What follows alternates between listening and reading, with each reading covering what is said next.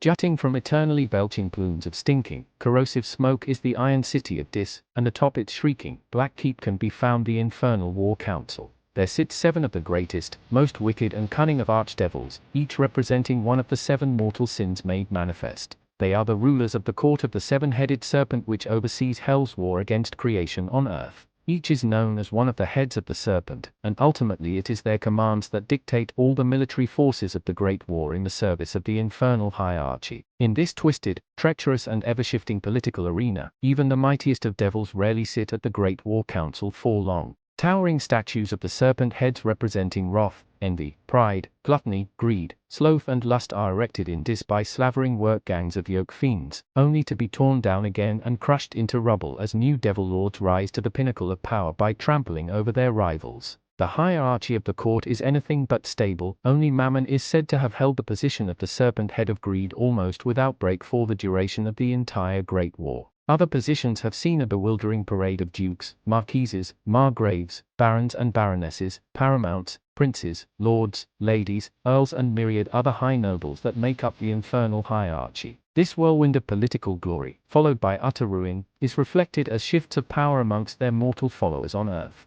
The council operates on majority vote and often with the thinnest of margins. It takes very little for an ambitious prince or princess of hell to make so many enemies that they are deposed and their wings torn, force them to begin their ascent from the bottom once more, with the mockery of their rivals burning them like venom. Countless envious pretenders work against the heads of the serpent, seeking to replace them and gain the glory and prestige that comes with such a lofty position. The might of the demons also waxes and wanes based on how many mortal followers they can corrupt to their cause, and thus there is a constant change in which demon lords can don one of the 7 serpent-headed crowns. While Beelzebub is the most powerful devil of gluttony by far, the Lord of the Flies scorns his rightful place at the court, waging his battle against creation through his black grail instead. This leaves his seat open so the lesser fallen angels can struggle for the honor of sitting on the hungry throne. Upon the commands of the court, the warbands of hell gather at the Hellgate and strike out to blight our unhappy world. Yoke fiends muster under the banners of their praetors and sorcerers.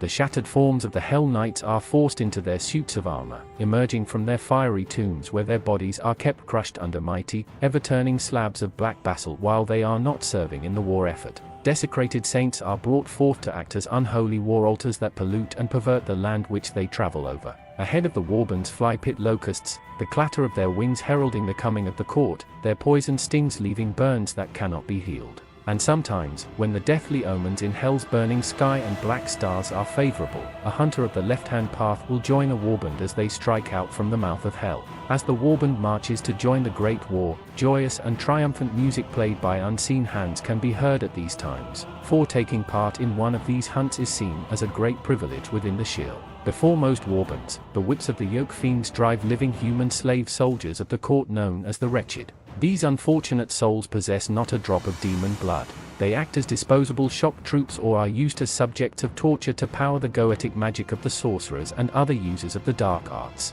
Captured during one of the hunts of the court, sold to the devils in the heretic domains or having the misfortune to have foolishly pushed through in the places where the borders of the world are thin, their minds are scarred by witnessing the horror of damnation while still alive. Willing to do anything to escape their fate a million times worse than death, they grasp at the thinnest of straws. Should a wretch bring down a mighty opponent, the law of hell is clear: the mortal will gain its freedom, in memory and honor of the first rebel lion when there was war in heaven and blood of the angels painted the firmament red.